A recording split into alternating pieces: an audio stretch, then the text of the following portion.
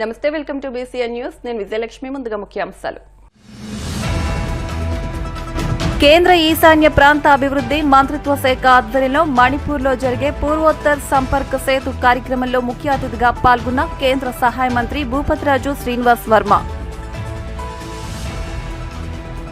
జనసేన పార్టీలో కార్యకర్తల భవిష్యత్తుకు కొండంత అండ. జనసేన పార్టీ సభ్యత్వ నమోదు కార్యక్రమంలో నర్సాపురం పార్లమెంటు సభ్యత్వ నమోదు పరిశీలకులు చెల్లపల్లి శ్రీనివాస్, మాజీ మంత్రి కొత్తపల్లి సుబ్బారాయుడు. మంగళగిరి తెలుగుదేశం పార్టీ కార్యాలయంలో భీమవరం నియోజకవర్గ క్లస్టర్ ఇన్ఛార్జీల సమావేశం. కాళ్లలో శ్రీ గంగా పార్వతీ సమేత సోమేశ్వర స్వామివారి వార్షిక కళ్యాణ మహోత్సవంలో పాల్గొన్న ఉమ్మడి పశ్చిమ గోదావరి జిల్లా గ్రంథాలయ సంస్థల చైర్మన్ జుత్తుగ నాగరాజు. ఈశాన్య రాష్ట్రాల అభివృద్ధి లక్ష్యంగా గౌరవ ప్రధానమంత్రి ఆదేశాల మేరకు కేంద్ర ఈశాన్య ప్రాంత అభివృద్ధి మంత్రిత్వ శాఖ ప్రతిష్టాత్మకంగా చేపట్టిన పూర్వోత్తర్ సంపర్క్ సేతు కార్యక్రమంలో భాగంగా 3 రోజుల పాటు మణిపూర్ కేంద్ర సహాయ మంత్రి భూపతిరాజు శ్రీనివాస్ వర్మ పర్యటించనున్నారు. రాష్ట్రంలో జరిగే పలు అభివృద్ధి కార్యక్రమాలను సమీక్షిస్తారు. ఈ పర్యటన నిమిత్తం గురువారం మణిపూర్ చేరుకున్న శ్రీనివాస్ వర్మకు స్థానిక నాయకులు, ప్రభుత్వ అధికారులు ఆత్మీయంగా ఘన స్వాగతం పలికారు.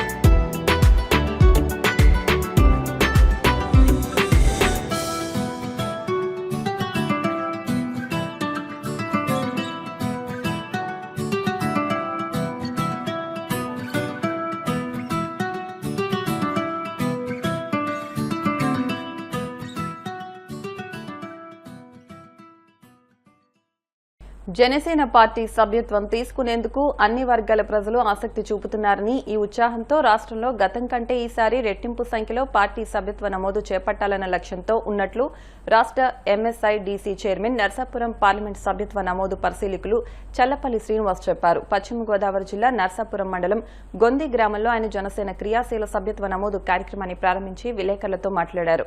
పార్టీ కోసం కష్టపడే ప్రతి కార్యకర్తకు జనసేనలో గుర్తింపు ఉంటుందన్నారు. సభ్యత్వం తీసుకున్న ప్రతి కార్యకర్తకు ప్రమాద బీమా 5 లక్షలు కల్పిస్తున్నామన్నారు. దేశంలో ఇంత పెద్ద మొత్తంలో బీమా కల్పించిన ఘనత కూడా జనసేనకే దక్కిందన్నారు. కాపు కార్పొరేషన్ చైర్మన్ కొత్తపల్లి సుబ్బారాయుడు మాట్లాడుతూ పార్టీ కోసం కష్టపడే ప్రతి కార్యకర్తకు జనసేనలో గుర్తింపు ఉంటుందన్నారు. సభ్యత్వం తీసుకున్న ప్రతి కార్యకర్తకు ప్రమాద బీమా 5 లక్షలు కల్పిస్తున్నామన్నారు. గొంది గ్రామంలో జనసేన నాయకులు ఎక్కువగా కష్టపడతారన్నారు. ఈ గ్రామంలో ఎక్కువ సభ్యత్వాలు నమోదవుతాయని ఆయన అన్నారు. కార్యక్రమంలో పెద్ద ఎత్తున జన సైనికులు, వీర మహిళలు పాల్గొన్నారు.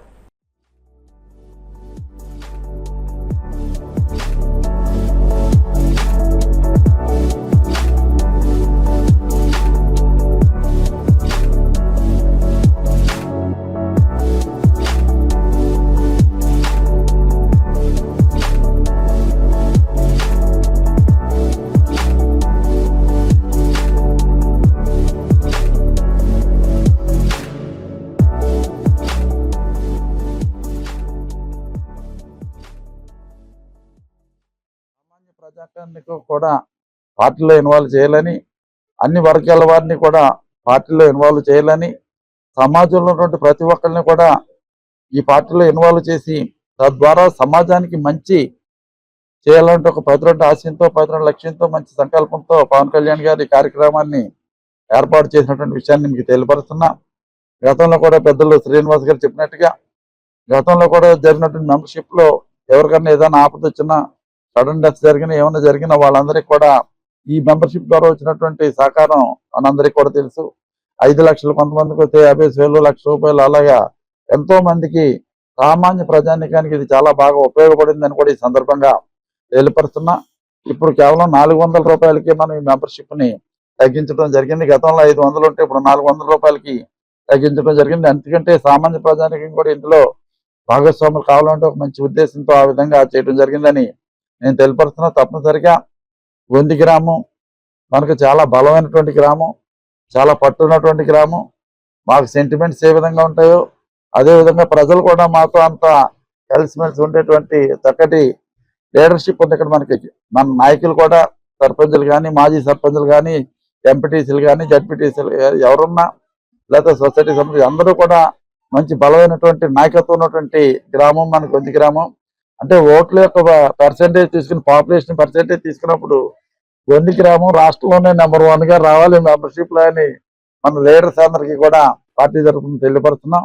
తప్పనిసరిగా ఆ విధంగా చేయడం సామర్థ్యం, సత్తా మీకు ఉన్నటువంటి విశ్వాసం, నమ్మకం మాకు ఉందని కూడా ఈ సందర్భంగా తెలియపరుస్తూ, ఈ రోజున ఈ మెంబర్షిప్ ఒక పార్టీ అభివృద్ధికే కాకుండా సమాజం యొక్క శ్రేయస్సు గురించి మెయిన్ గా పవన్ కళ్యాణ్ గారి కార్యక్రమం నిర్వహిస్తున్న విషయాన్ని కూడా మనం అందరూ కూడా దృష్టిలో పెట్టుకుని వారి యొక్క ఆశయాలకి మనం అందరూ కూడా భాగస్వాములు అయ్యే విధంగా వారి యొక్క ఆశయాల్ని అమలుపరచడంలో అవన్నీ కూడా మన భుజస్కంధాల మీద వేసుకుని మనం ముందుకు సాగాలని ఈ సందర్భంగా ప్రతి ఒక్కరిని కూడా కోరి ప్రార్థిస్తూ, ఏదైతే మా జనసేన పార్టీ అధ్యక్షులు గౌరవనీయులు రాష్ట్ర ఉప ముఖ్యమంత్రి వర్యులు శ్రీ కొనిదెల పవన్ కళ్యాణ్ గారు తన కోసం పాటుపడే యువత కోసం, ఏదైతే జనసేన క్రియాశీలకంగా పనిచేసే వ్యక్తుల కోసం, ఆడపడుచుల కోసం, వీర మహిళల కోసం, వాళ్ళందరి కోసం కూడా క్రియాశీలక సభ్యత్వ కార్యక్రమం 5వ విడత ప్రారంభించడం జరిగింది.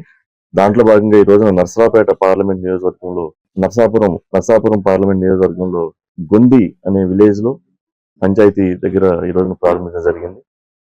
పవన్ కళ్యాణ్ గారి ఆశయాలకు ఆయన ఏదైతే సంకల్పించి కార్యకర్త కోసం మనం ఏం చేయవచ్చు అని చెప్పి ఆ రోజు 2020 సంవత్సరం కరోనా టైంలో ఆయన సంకల్పించి ఈ కార్యక్రమాన్ని ప్రారంభించారు. ఆ రోజున ₹500 సభ్యత్వం, అంటే తన కోసం సొంత డబ్బులతో పెట్రోల్ కొట్టించుకొని జెండా మోసుకుంటూ తిరిగే కార్యకర్తలు ప్రమాదవశాత్తు చనిపోతే ఇబ్బంది అయితే ఏంది పరిస్థితి అని చెప్పి ఆ రోజున పాయకరావుపేట కాన్స్టిట్యున్సీలో ఫ్లెక్సీలు కడుతూ ఒక ఇద్దరు మరణించిన క్రమంలో దురదృష్టవశాత్తు వాళ్ళ ఇంటికి వెళ్ళినప్పుడు ఆ రోజున ఆయన సంకల్పించి మనం కార్యకర్తల కోసం, మన కోసం, పార్టీ కోసం నిలబడే వాళ్ళకి ఏం చేయవచ్చు అని చెప్పి ఈ యొక్క కార్యక్రమం క్రియాశీలక సభ్యత్వ కార్యక్రమం చేపట్టారు. ఆ రోజున భారతదేశంలోనే ఏ రాజకీయ పార్టీ కూడా చేయనటువంటి విధంగా ఫస్ట్ టైం ₹5,00,000 వాళ్ళకి ప్రమాదవశాత్తు చనిపోతే వాళ్ళ ఇంటికి పవన్ కళ్యాణ్ గారు చెక్కు పంపించే విధంగా ఈ కార్యక్రమం చేయడం జరిగింది. ఇవాళ 5వసారి ఈసారి బిగిన్ చేయడం జరిగింది. ₹400 సభ్యత్వం కట్టించుకొని వాళ్ళ కుటుంబానికి అండగా, అంటే ఇక్కడ ఏదో ఇన్సూరెన్స్ కడుతున్నామో అలా కాకుండా పార్టీ కోసం కుటుంబాన్ని కాపాడే విధంగా ఈ కార్యక్రమం పవన్ కళ్యాణ్ గారు చేపట్టారు. దాంట్లో భాగంగా ఇక్కడ నర్సాపురం పార్లమెంటరీలో గొంది విలేజ్ లో ఈ రోజున కాపు కార్పొరేషన్ చైర్మన్ శ్రీ సుబ్బారెడ్డి అన్న, ఇక్కడ ఎమ్మెల్యే అయినటువంటి నాయకరన్న, వాళ్ళ బ్రదర్స్ అంతా, మిగతా నాయకులంతా కూడా ఈ రోజున పాల్గొని దీన్ని ఒక ఉధృతంగా తీసుకెళ్లాలి ప్రజల్లోకి. దేనికంటే ₹400 సభ్యత్వం గురించి ఒక కుటుంబాన్ని మనం కాపాడిన వాళ్ళం అవుతాం. ఒక కుటుంబం కోసం, అంటే మనకేం వస్తుందని కాకుండా మనం కట్టే ₹400 ఒక 10 మంది కుటుంబాలు ఉపయోగపడతాయి. దేనికంటే దాదాపు లాస్ట్ టైం 13 లక్షల పైచిలకు చేయడం జరిగింది. దాంట్లో దురదృష్టవశాత్తు 620 మంది ప్రమాదవశాత్తు చనిపోయిన వాళ్ళ ఇళ్ళకి వెళ్ళి ప్రత్యేకంగా మేము చెక్కులు ఇవ్వడం జరిగింది. దాదాపు 30 కోట్ల పైచిలకు ఈసారి మేము వాళ్ళ కుటుంబాలకు అండగా పవన్ కళ్యాణ్ గారు చేసిన పనికి ఈ రోజున మనం నిలబడటం జరిగింది. దాంట్లో భాగంగా ఈసారి నరసాపురం పార్లమెంట్ లో గతంలో ఎంతైతే జరిగిందో దానికి ఇంకా ఉవ్వెత్తున ఇంకా 2 రెట్లు మనం పెంచి ప్రజల్లోకి దగ్గర తీసుకెళ్లాలి. పవన్ కళ్యాణ్ గారు ఈ రోజున ఎంత పాటుపడుతున్నారు, ఆయన పంచాయతీ వ్యవస్థని, అలాగే గిరిజనుల అభివృద్ధిని, వాళ్ళందరినీ కూడా ఎంత చక్కగా చూస్తున్నారో మనం చూస్తా ఉన్నాం. ఆయనకి ఒక బలంగా తయారవుతుంది మనం కనుక మెంబర్షిప్ ని ఎక్కువగా చేయగలిగితే అని చెప్పి తెలియజేసుకుంటూ, ఇక్కడ సహకరించిన అందరికి కూడా ప్రత్యేక నమస్కారాలు తెలియజేస్తూ, ఈ కార్యక్రమాన్ని ఇవాళ 26వ తారీఖు నుంచి రేపు నెల 10వ తారీఖు వరకు జరుగుతూ ఉంది. 15 రోజులు వీళ్ళని ఎవరైతే చేస్తున్నారో వాళ్ళని గతంలో వాలంటీర్గా పిలిచేవాళ్ళం. అది పవన్ కళ్యాణ్ గారికి పదం నచ్చక వాళ్ళని సాధకులుగా అభివర్ణించి, సాధకులుగా ఏదైతే RSS లో కరసేవకులు ఎలా ఉంటారో మా జనసేన పార్టీలో సాధకులుగా వాళ్ళని గుర్తించి ఉద్యమి గ్రౌండ్ లెవెల్లో ఉండే వాళ్ళని ఉద్యమిగా గుర్తించి ఉద్యమిని తయారు చేసి వాళ్ళని జాయిన్ చేసుకోవటం.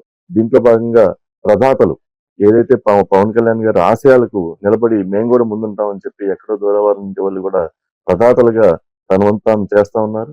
నిన్న కూడా ఇక్కడ నేను నరసాపురం పార్లమెంట్ మీటింగ్ పెట్టినప్పుడు కొంతమంది వచ్చి ఒకళ్ళు 5 లక్షల రూపాయలు, ఇంకొకళ్ళు మన శ్రీను గారు వారు కూడా ఒక్కొక్క సభ్యత్వానికి నేను స్పాన్సర్ చేస్తాను 1000 మంది దాకా అని చెప్పి వారు చెప్తున్నారు. అలాగే ఒక వీర మహిళ కూడా నిన్న మేము కూడా ఉంటాం. అంటే వీళ్ళంతా ప్రదాతలుగా ఈ రోజున ఎక్కువ మందిని అంటే ఆర్థికంగా చేయలేని చాలా మంది కింద ఉంటారు. పవన్ కళ్యాణ్ గారు ఆయన భావాలు నచ్చే వాళ్ళు చాలా మంది ఉంటారు. వాళ్ళని ఈ ప్రదాతలని మనం ఈ స్పాన్సర్లుగా చేసుకొని చేయాలని చెప్పి తెలియజేస్తున్నాం.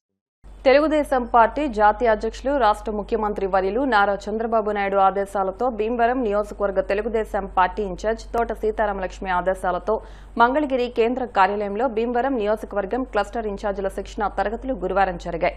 తెలుగుదేశం పార్టీ భీమవరం నియోజకవర్గంలో చేసే కార్యాచరణను చర్చిస్తున్నట్లు క్లస్టర్ ఇన్ఛార్జీలు ఎరకరాజు గోపాలకృష్ణంరాజు, వీరవాసరం మాజీ ఎంపీపీ వీరవల్లి చంద్రశేఖర్లు చెప్పారు. ఈ కార్యక్రమంలో పాల శ్రీరామదాసు, ఎద్దు యేసుపాదం, అల్లూరి సుబ్రహ్మణ్యం రాజు, పామర్తి వెంకట్రామయ్య, పొత్తూరి బాపిరాజు, కౌరు పృథ్వీశంకర్, మోహన్ రావులు పాల్గొన్నారు. కాళ్ల గ్రామంలో వేయించేసి ఉన్న గంగా పార్వతీ సమేత సోమేశ్వర స్వామి దేవస్థానంలో బుధవారం రాత్రి స్వామి అమ్మవారి వార్షిక కళ్యాణ మహోత్సవాలు అత్యంత వైభవంగా నిర్వహించారు.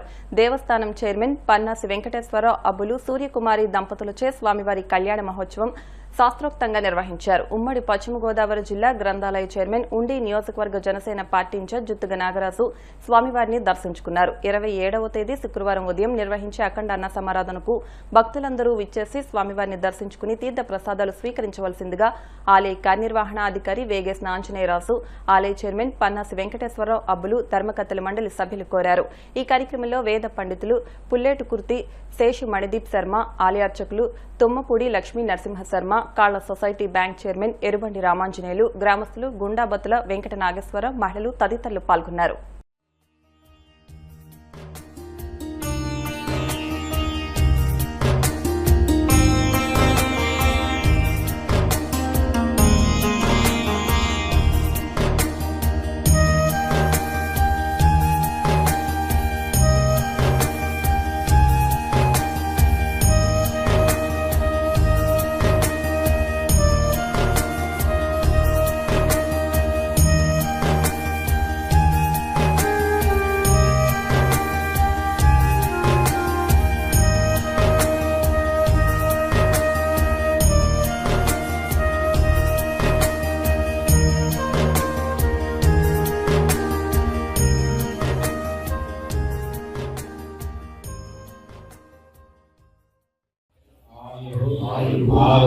आरोग्य ऐश्वर्य देशे पार्वती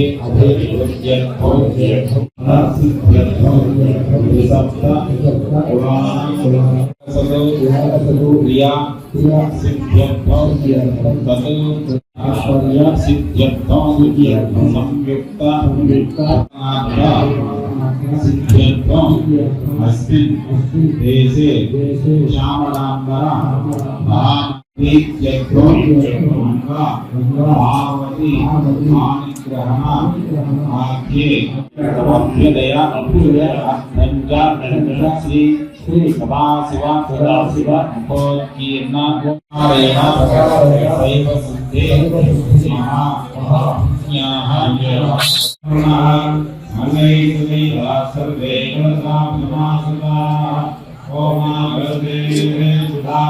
आदिशाय नमः, ओहां सात्विकाय नमः, ओहां कृतयुगाय नमः।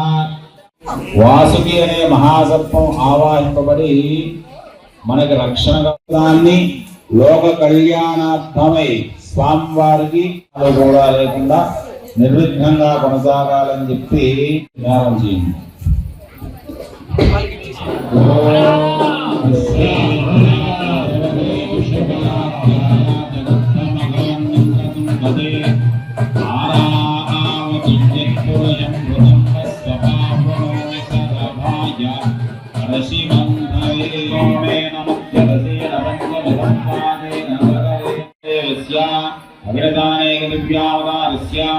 आदिवद्यांगरस्य భారతస్య శ్రీ గంగా పార్వతీ సమేత సోమేశ్వరయోర్యాన్యత